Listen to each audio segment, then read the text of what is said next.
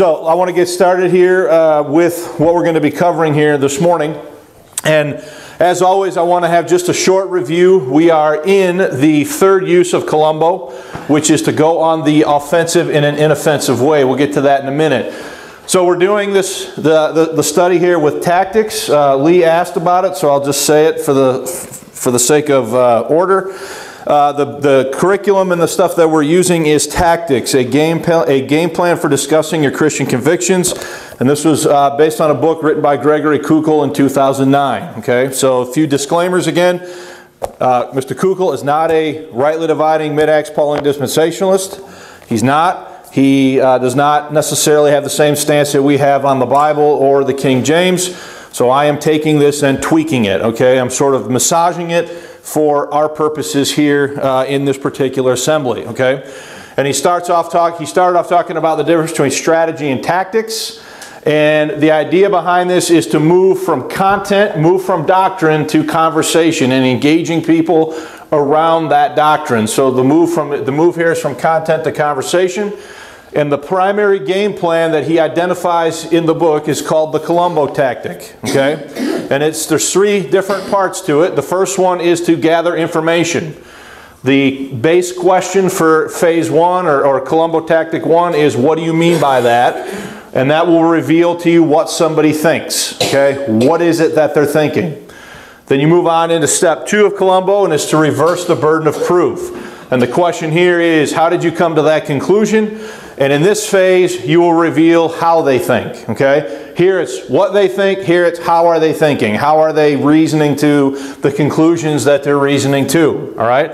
And this is supposed to be a star here to highlight this. The guideline that he gives for the burden of proof is simply whoever makes the claim bears the burden. So if I'm going to claim some crazy thing, then it's my job. I bear the burden of supporting that, right? So if you're dealing with somebody and they say something like, you can only be justified by keeping the Catholic sacraments, okay? Are they making a claim? All right, so it would be their burden then, according to the rules set forth, the principles set forth in the tactical approach, that since they're the one making the claim, they bear the burden, therefore, of proving that claim. Okay.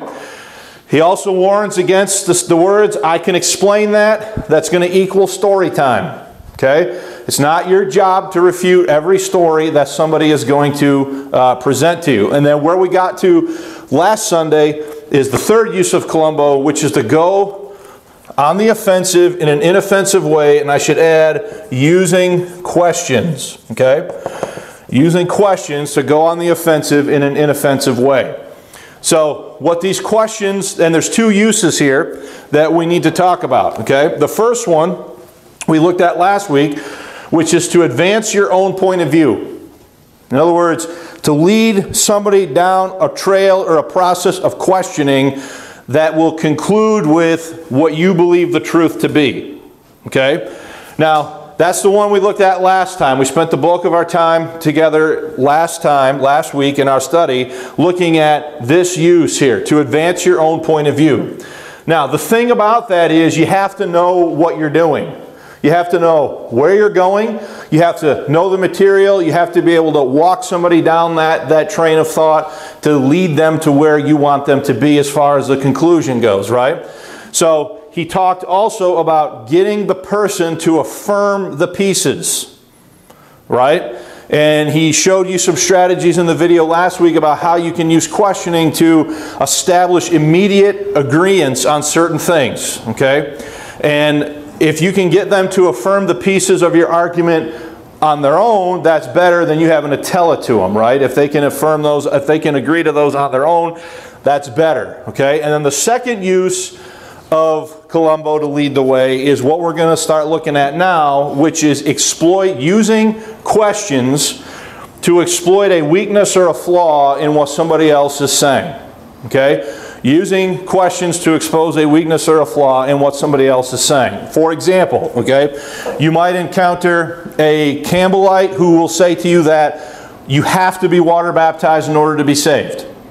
Okay? And they'll go to Romans 6 and they'll say, see, baptism, and they'll make the argument that unless you're water baptized, you're not saved, right? So you might, I'm just using that as an example of how you might be able to use some questioning to exploit the flaws in that reasoning that that person is demonstrating. Okay? So that's not the example he's going to use. He's going to use a different one. But I'm just saying that there's two ways to use Columbo to go on the offensive in an inoffensive way. The first one is to advance your own point of view, and then the second one is to exploit a weakness or flaw. Okay? So before we move on, does anybody have any questions or comments about that review?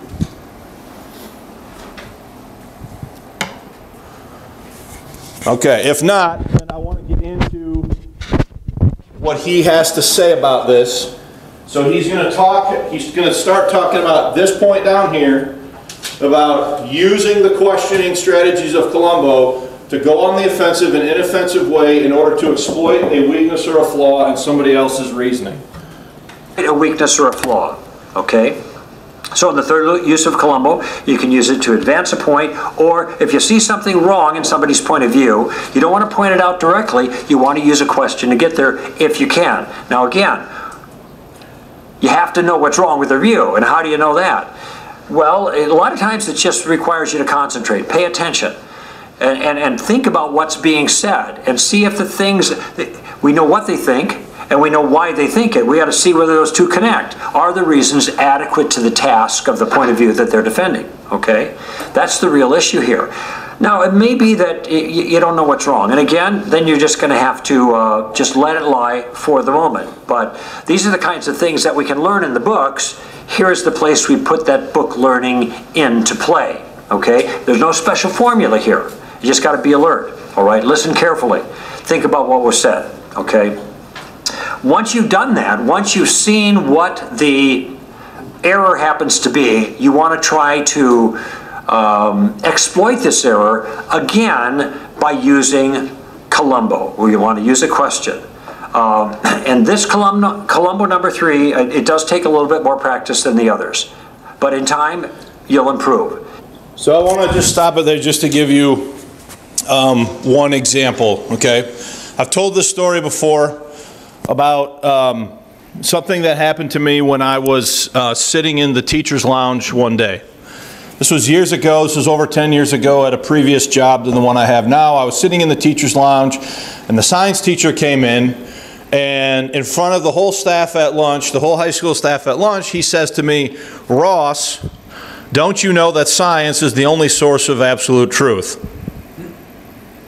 This is what he says to me. And I'm like, thanks for that. And I can feel everyone now like staring at me, right? I mean, it's like they're staring at me. They're like, what is this guy going to say, right? So I just kept eating my lunch, and I'm thinking about, okay, what am I going to say? Now, I didn't really respond with a question, but what I said was, well, I guess I did respond with a question. All I said to him was, can you prove that to me scientifically? Okay, so he said, science is the only source of absolute truth. My response was, can you prove that to me scientifically? Okay. He got up, took his lunch, and left. And then when I asked the question, you could feel the energy in the room swing now to him, right? Okay, well, what's he going to say, right? And then he just sort of elected not to say anything, right? But my point is, he tried to put me in the hot seat. He did put me in the hot seat. He wasn't trying to. He did put me in the hot seat. I felt like I had to say something, and so I chose to respond with a question, because I knew that as I thought through there, as I was sitting there eating and thinking through what he's saying, I realized that he can't prove this based upon what he's asserting. So the best way to do that is not to lead him to my own point of view, but to quickly do what?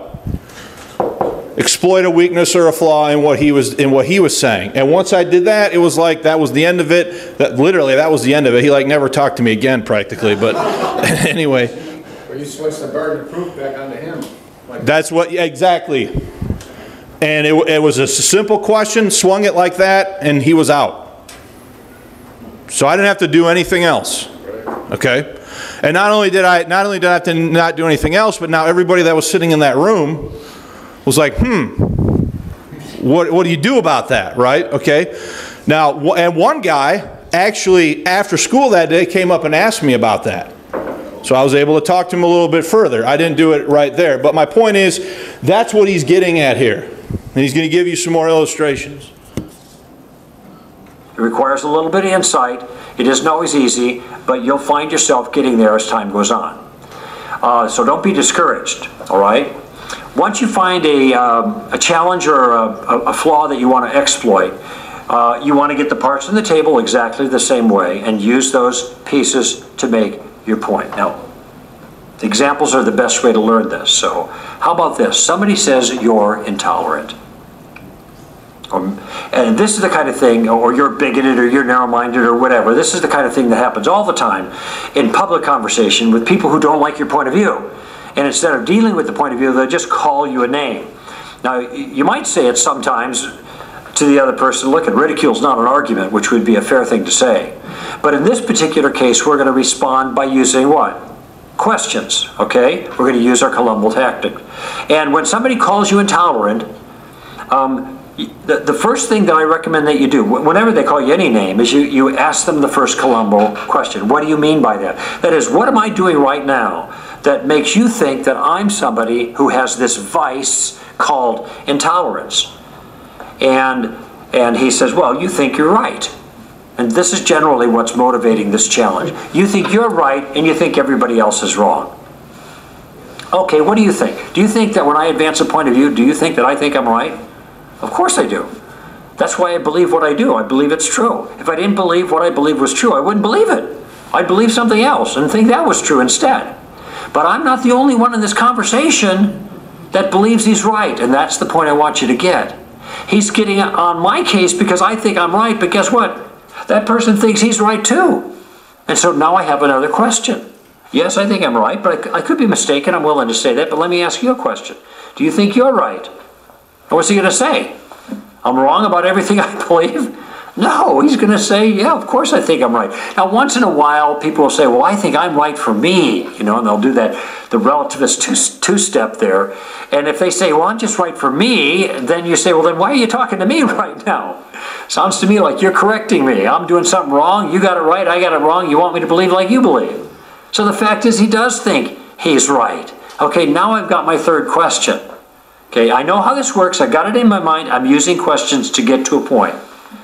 He says, you're intolerant? I say, what do you mean by that? He says, you think you're right? Well, yeah, I do, but let me ask you a question. Do you think you're right? Yeah, of course he does. Here's my final question. Why is it that when I think I'm right, I'm intolerant, but when you think you're right, you're just right? What am I missing here? Now, I say that to him, but I'm not missing anything. I know what's going on here. He has reduced our conversation to common name calling. He is just calling me a name. He's calling me intolerant or bigoted or whatever it happens to be. And he's using that to substitute for reasonable conversation. What if I turned to him when he called me intolerant and I said, well, you're ugly and your mom dresses you funny? Now, I wouldn't say that kind of thing because it's not polite and it's not on point. The guy could be really ugly and really right. Has nothing to do with it. Why am I going through this conversation with him this way? I'm trying to show him his flaw, that he is just simply resorting to name-calling to make a point, which is bad manners and bad thinking. And I want him to get back on the point. Whenever anybody shifts the conversation to attacking the person rather than attacking the point, you know they've made a mistake. And this is a mistake you can exploit with a little thoughtful, advanced questioning and hopefully help that person to see where they're making their mistake. So there's one example of using Columbo number 3 to exploit a weakness or a flaw. Here's another one. This is on the abortion issue. I was at a conference many years ago. We had a table with product on it, and a gentleman came up to the table, a Christian. And he said, well, I believe personally that abortion is wrong. That's my personal belief. But I don't think we should be forcing that on other people. Okay? So this is called the modified pro-choice position, and you probably heard politicians use this. Any so-called modification of the pro-choice position is always pro-choice, just to let you know. There is no such thing. Okay, but that's what they call this, okay? I'm personally against it, but I think that I shouldn't be pushing my views on other people. Okay, so this is the place where you need to ask your first Columbo question. What do you mean by that? And what I said to that man in this particular case is, why are you personally against it? I need a piece of information there. Why are you personally against abortion? You say you're against it. Why are you personally against it? Here's what he said to me. He said, because I think abortion takes the life of an innocent human being. And that's why I would never have an abortion. Okay, so now I got what I needed. And here's what I said to him. Let me just repeat back to you what I thought I heard you say. And you tell me what you think of it, okay? You actually believe that abortion kills an innocent human child. And you also think that women should be allowed to do this to their children. Is that right? Now, he started shuffling back and forth, and, well, what he said was, well, if you put it that way. I said, put it what way? That's your view. Am I distorting it? If I'm distorting it, you let me know. But that's what I thought I heard. And that is what I heard. And that is his view, and that's why that kind of view, the modified pro-choice position, is barbaric. If you actually believe that abortion kills an innocent human being, why would you think anybody should be allowed to do that kind of thing? Why would you not enforce that kind of thing? So what did I do? I used Columbo number 3. I was aware of a weakness. And because I was aware of the weakness, I could see how I wanted to get to my point, that the so-called modified pro-choice position was a bad point of view. Okay? And then I asked some questions to help, actually to get him to help me get to this point. And he was stuck. He couldn't go any further. Now, did I corner him? Yes. Did I trap him? Yes. But it was completely legitimate. Okay, so that gives you an idea how to use Columbo, number 3, by using questions to make a point. All right, I was just curious, does anybody have any thoughts or comments about what he just went over? About using Columbo 3, going on the offensive and inoffensive way to exploit the weakness or a flaw in somebody else's argument? Let me say this. This happens all the time. Attack the person, not the argument. Okay? When when they perceive that they are losing, for lack of a better term, they will resort to, well, you're an idiot, or you're stupid, or, you know, some other personal attack. Okay? In philosophy, we call those ad hominems, right? Where you switch from dealing with the argument as such that's on the table and responding to the argument, and you shift to attacking what? The person, right? You're stupid, you're intolerant, you're this, you're that, blah, blah, blah. Everyone who agrees with you is just an ignoramus, you know, whatever form of that. But this is what he's talking about, and this happens all the time. Attack the person, not the argument. So he's laid out 2 uses here for Columbo 3 to go on the offensive and inoffensive way. Number 1, to advance your own point of view, and number 2, to exploit the weakness or flaw in somebody else's view. Before we go on with this, does anybody have any questions or comments or responses to what he said so far about Columbo 3, going on the offensive and an inoffensive way?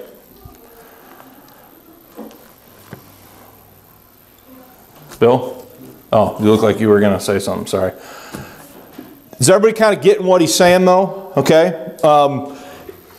And instead of being rude or direct, you ask a question, and it sets it in a little bit of a different tone, and it might be easier for somebody to.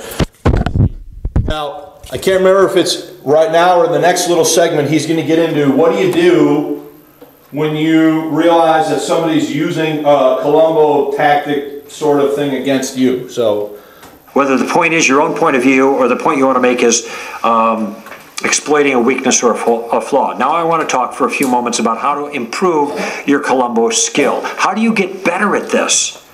I think the best way to improve your Columbo skills is to work on the challenges when the pressure's off. Now, when is the pressure going to be off? It's not when you're talking to somebody. That's the pressure is on. It's either going to be before or after. So that's going to give us some insight as to how to best improve. And I want you to think about 3 words. Anticipate, that is before your event, before your conversation, anticipate. Reflect, that's afterwards. And practice. Anticipate, reflect, and practice, or role play, if you will. In other words, what you want to try to do, in some cases, is to anticipate objections and think of questions in advance. I mean, maybe you've had some things that have stumped you. You've engaged with somebody before, and they've just caught you by surprise. You haven't known how to respond to that issue. Well, figure out what the right response is. Do your research, find out a response to it, and now what you do is you figure out the right questions that will help you get to that point. Okay? Once you figure out the questions that will get you to that point, then do a little role play. Practice it out loud with somebody else, by yourself. I do it in the car all the time. I'm thinking, oh, what would he say to me? Well, he'd say this, but then I'd say this, but then he'd say that, then I would say this. And I'd ask him this question. I just practice it. Because if you're practicing it out loud, you're role playing it, you're actually getting in the habit of using it. It'll be much more second nature next time around. Okay? So you might anticipate in advance. Sometimes you reflect afterwards. Sometimes you go into a situation and you come out and you think, oh my gosh, I made a mess of that. And you think to yourself, well, what question might I have asked if I was on top of things? I actually gave this teaching in the tactical teaching in a church once, and as I went into the foyer and I escaped underneath the prayer at the end of the service so I could be there when people were coming out, the first woman that came out said to me, I'm a Christian and I'm a Buddhist and I'm a pagan. That's what she said. Now remember, I just finished talking about Columbo tactic. So you're thinking, what question would he come up with for that challenge? Well, here's what I said. It sounds to me like you really don't understand those 3 religions. Is that a question? No, it's an insult. Now, fortunately, she didn't get bugged at me, but she might have. She said, well, I do think I understand those. And then I kind of got my wits about me, and then I asked the question. I should have asked it first. And that was, what do you think Jesus would say regarding your comment that she's a Christian and a Buddhist and a pagan? And she said to me, well, I think Jesus would be just fine with it. And then the crowd comes through and sweeps her away. Okay, so I recovered a little bit. Just to let you know, I make mistakes in this too. I'm in the process. But I recovered a little bit, asked a good question, but didn't have time for a follow-up. But I did think afterwards about what I might have asked. She said, I think Jesus would have been fine with that. Oh, okay, now what? Then I realized I could have asked this. Maybe you've already thought about it. Where in the Gospels can you point to where Jesus said anything that would give you that impression? Now, I know the Gospels have no place in them where Jesus would suggest such a thing. He was a Torah-observant Jew. He was not a pluralist. He was the one who said, it's the narrow gate, not the wide gate. The narrow gate to salvation, the wide gate leads to destruction. Okay? So Jesus was narrow. But notice how I came up with that after the conversation was over. So I reflected back. So how do you improve your Columbo technique? Either you prepare in advance and then you role play it. That is, you figure out an answer to a challenge and the questions that will help you deal with the challenge and you role play it.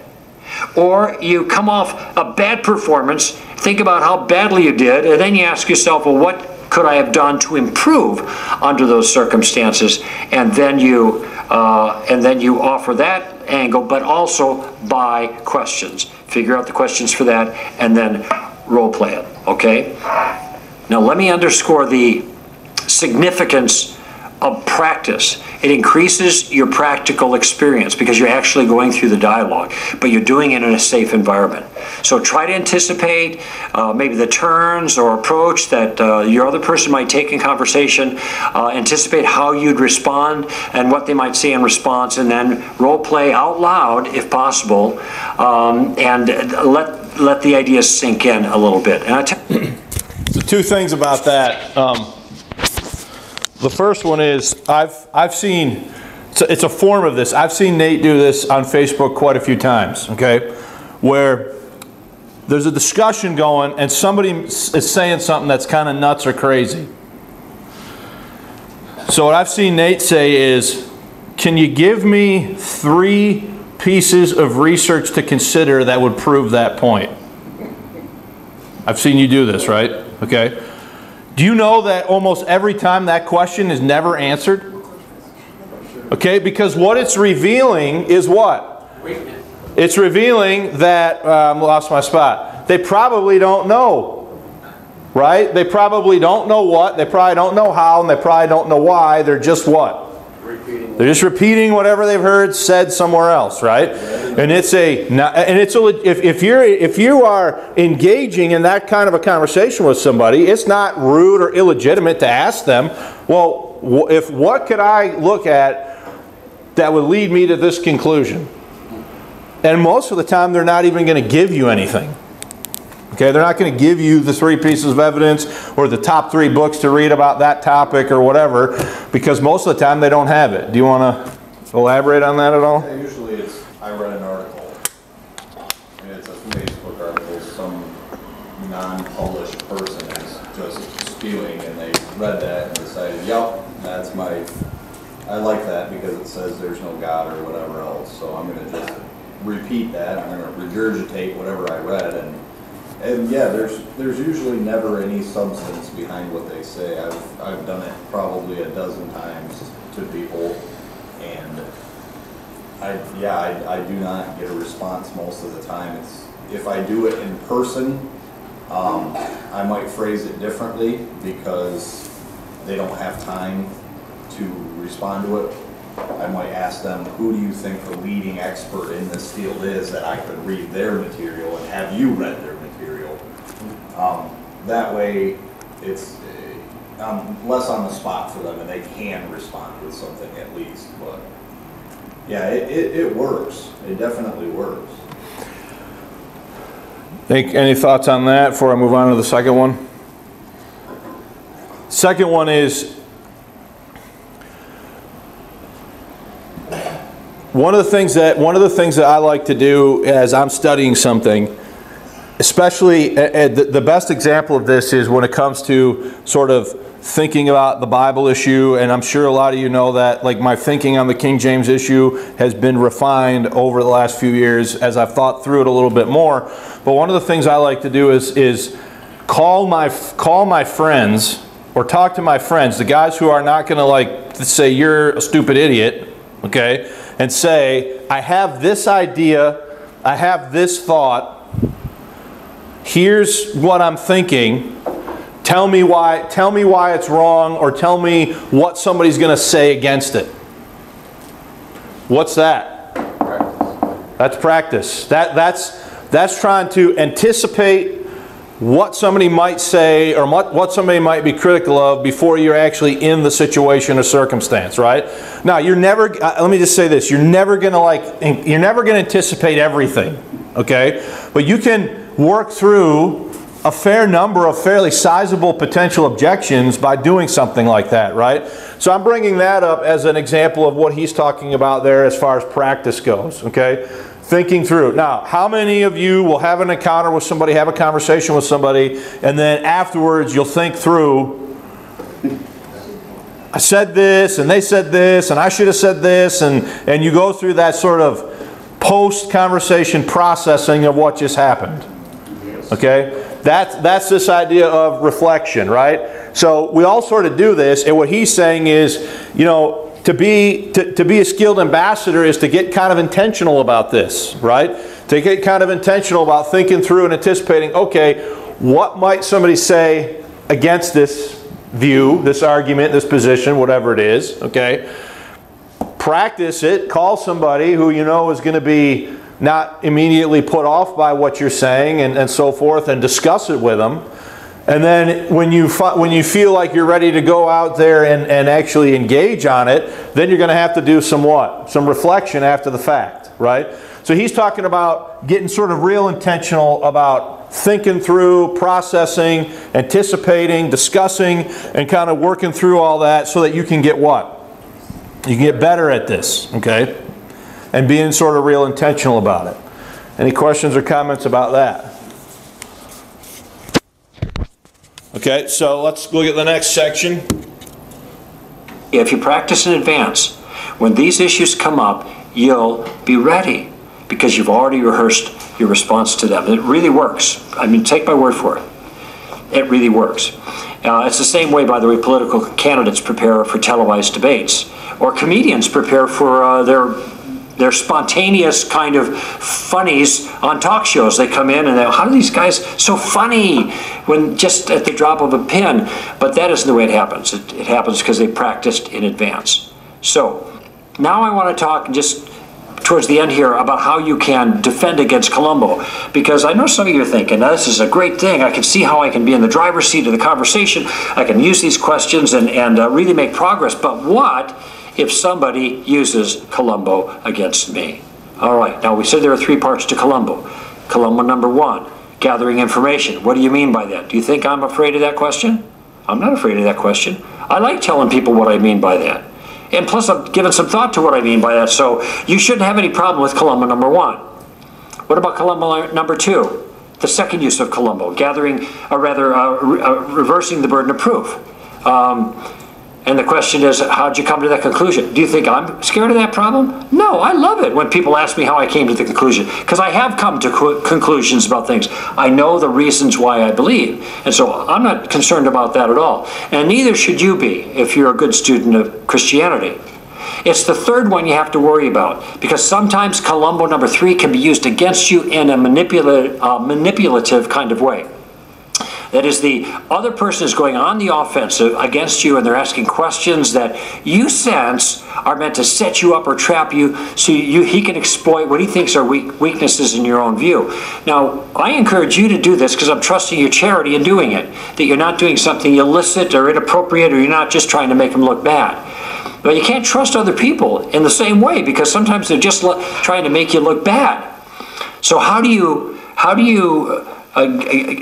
keep from being taken advantage of, I guess is the best way of putting it in this situation? Well, here's what I suggest. First, you stop the advance, okay? You might say something like, well, you know, as he's asking questions and wants you to answer, and you're starting to wonder, is he leading me down the primrose path? You could say, you know, you're asking a lot of questions here, and sometimes it confuses me, because I get the feeling that you don't really want to know the answers to the questions, but you just want to know, want me to kind of commit myself because you're going somewhere else. You're going to make a point down the line. And that makes me a little uneasy. So I'd rather not answer a lot of questions at this particular point, if that's okay with you. So the first thing you're doing is you're just stopping the advance. The second thing you do is you want to regain control. You want to get back in the driver's seat, because he's in the driver's seat with his questions, right? So you want to get back in control. And so you can say this to him. Why don't you just simply state your point? What do you mean by that? State it clearly so I don't misunderstand it, and then give me your specific reasons. That's Columbo number 2. How'd you come to that conclusion for your view? See how flexible these questions are, okay? And then let me chew on it for a while and see what I think. Now that's the way to protect yourself. This is very similar to getting out of the hot seat, but you're not quite in it yet. You just get in the feeling that he's asking these questions and you're going to get in trouble if you are not careful, so then you just put a halt to it. You say, it seems like you're trying to make a point with the questions. That's kind of confusing for me. I'm not exactly sure how to respond all the time, but why don't you just make the point? Say what you mean and why you believe it, and that'll be fine, and I'll think about it. All right? So let's review what we've covered here in this session. First, we learned the third use of Columbo.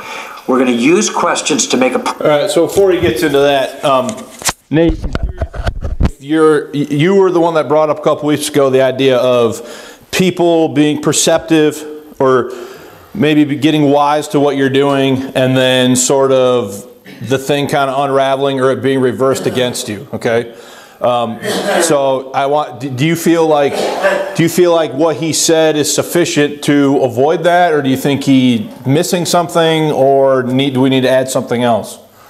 I think you can do the first two in one step. Simply by stopping them by asking one of the first two questions stops the advance. You know, question their question. You know, if they're just rattling off questions as fast as they can because they're trying to go somewhere with it and they're not really giving you adequate space to answer them, And you can tell they're going somewhere with this and they're not waiting for you to get there. Just picking a question and saying, oh, hold up, I didn't quite understand that last question. Are you saying this? And maybe you put some words in there to make them think about, like, oh, am I asking that or am I asking that? So you can do 1 and 2 in one step. Okay. Any other thoughts on it? And two, if we're gonna use these things, we also have to allow them to do. You know, if they're like, hold on, I've never thought about this stuff before, I need time to think about this, don't just keep pushing forward, maybe back up from that, try to talk about it some more, don't just be rude, I guess. So let me just say something about that. So in other words, it's highly likely that in this conversation that they're having with us as an ambassador of Christ, that they are also encountering potentially some new ideas, some new thoughts, some new things that maybe they hadn't considered before, right? And so if your objective in the conversation and in the engagement is not to every time bring this person to the point where they, accept the gospel and get saved, but to put a stone in their shoe, then I think what Nate's saying has some merit to it, right? You want to allow them to think about what it is that you're saying. So if you have gone on the offensive in an inoffensive way to either advance your own point of view or exploit a weakness or a flaw, you have to acknowledge that maybe they're encountering something new or a different way of thinking that they hadn't considered before. Okay? That's kind of what you're saying, right? Did you have anything else you want to say about that? So, in the program, or not the program, the study guide that comes with the DVD, he actually has a cutout about this on page 77 under the title Ambassador Skills, okay? And he says, once you learn the Columbo tactic, you'll discover how ill-equipped other people are to answer for their own views. It's tempting once you see this happen to begin to take pleasure to begin to take pleasure in another's failings. Therefore, take care to show concern. And this is what I think what you were just getting at, Nate. Take care to take concern for the other person. Establish common ground whenever possible by affirming points of agreement. Encourage the other person to think further on the subject if he or she doesn't have a satisfactory answer. Assume the best intentions you would like others to assume about you when you are the one being challenged. That's kind of what you were getting at, right? Okay. And then finally, as far as the ambassador skills, he also says, the advantage to using Columbo 3 is not having to assert something you want somebody else to believe in. You aren't taking the burden of proof on yourself. Instead, your questions make the point for you. This accomplishes your goal in an entirely different and often much more powerful way. Now, I've listened to hours over the years of Brother Jordan teach, okay? One of the things he says all the time or very frequently is, a man convinced against his will is of the same opinion what? Still. It is far better for you, for me as an ambassador, to allow that person the ability to think about it and be fully persuaded in their own mind, rather than to simply sign on the dotted line on something that they really don't know what they're signing up for, don't really understand, or are feeling somehow pressure to do it. Okay? Any feedback or thoughts on that?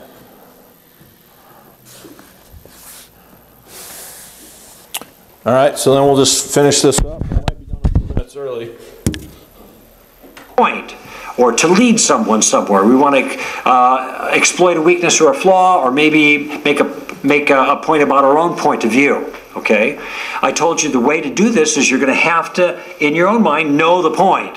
You're going to have to solve the problem and know the pieces that you that you need to get there.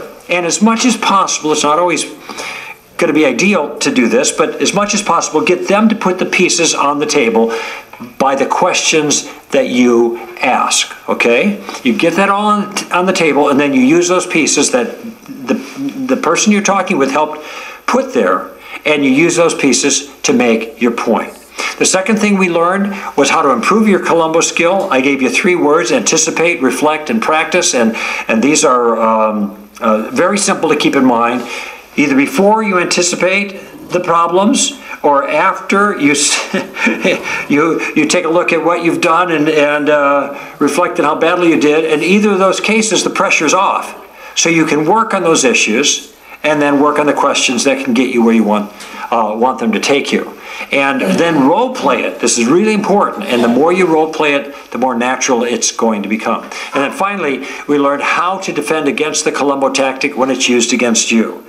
The first question of Columbo, you shouldn't have to worry about it. The second question of Columbo, you shouldn't have to worry about it. But the third one, where they're using questions to lead you, then you want to stop the advance. You want to say, well, why don't you just make your point and let me respond to it. So you're stopping the advance, then you're regaining control by asking him to change his approach, but still giving him a chance to make his point, okay? So that's how that works. Now, I want you to do some homework before your next session. Here's what I want you to do in the next few days or week, whatever. I want you to find a friend or two, and I want you to teach them the basics of Columbo 1, 2, and 3. You know it's not that hard. I've already given it to you. You've got a notebook right there you can use. Let them know what you're learning, how it's helping you, and explain to them the basic facts. Walk through them as best you can. And encourage them to just start using Columbo number 1 to get used to it, gathering information. And they can do that for a week or two to get kind of rolling. And if you teach it to them, I guarantee you, you're going to learn it better for yourself. Now in our next session, we'll learn one good way to discover a certain type of weakness or a flaw. I call that tactic the suicide tactic, and we'll talk about it then. All right, so a couple points there. The first one is what he said is true, right? So we spent 5 Sundays now, 5 classes going through the basics of the Columbo tactic, okay? Going through the first part of the book. If you would, grab your book, if you have it with you, and find the contents page at the front. The best way to know something yourself is to teach it to somebody else, okay? It's absolutely the best way. So if you're like, well, this is all good stuff, Pastor, and you know, I can see where this could be help me or whatever, the best thing to do is to find a friend, find your wife, find, you know, I don't know, one of your kids or your another family member or a colleague or somebody that you can talk to about it, and practice it. Talk through it and get it in your mind. Every time you do that, you're going to be more and more equipped and familiar with how to do it, and it'll just make you more effective, okay? So the last thing that I kind of want to mention here is if you look at the contents in the front of the book, you'll see that the book is divided into 2 parts, okay? Part 1 is the game plan. And that's where he lays out Columbo. He talks about, you know, the 3 stages of Columbo that we've been through. But then part 2 is devoted to specifically being able to identify and find flaws in other people's reasoning, okay? And so he has different tactics. He's given them all sort of creative titles here to help you remember what they are and how they work. But there are 8 of them in the second half of the book. He's got suicide, views that self-destruct, practical suicide, sibling rivalry and infanticide, taking the roof off, steamroller, road scholar, just the facts, mama, and more sweat, less blood. So he's got different ways of identifying the errors that folks make when they engage in conversation along theological lines and so forth, okay? So he's got 8 of those in the book, but in the curriculum here, he only does 3 of them. There are 3 sessions left in the video curriculum. Session 4 is on the suicide tactic. Session 5 is on taking the roof off tactic. And then session 6 is on the steamroller tactic, okay? So I have not actually finished. I have watched ahead. I've watched session 4, the suicide tactic. I have not watched session 5 or 6 yet as I stand here this morning. So what I'm thinking that I want to do next Sunday is have you read chapter 7 and 8. Chapter 7 and 8 are related to views that self-destruct. Okay?